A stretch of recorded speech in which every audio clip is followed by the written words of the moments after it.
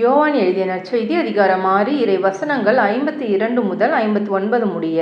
நாம் உண்பதற்கு இவர் தமது சதையை எப்படி கொடுக்க இயலும் என்ற வாக்குவாதம் அவர்களிடையே எழுந்தது.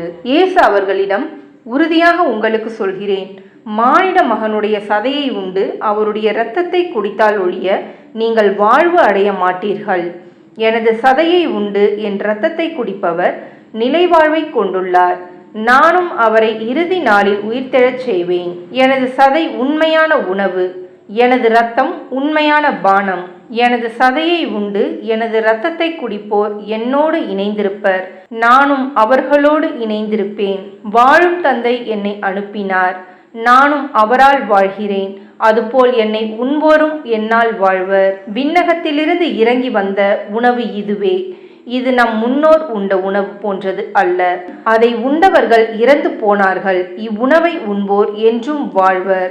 இயேசு கப்பர்நாகூமில் உள்ள தொழுகை கூடத்தில் இவ்வாறு கற்பித்தார். இது கிறிஸ்துவின் நற்செய்தி. கிறிஸ்துவே உமக்கு புகழ்.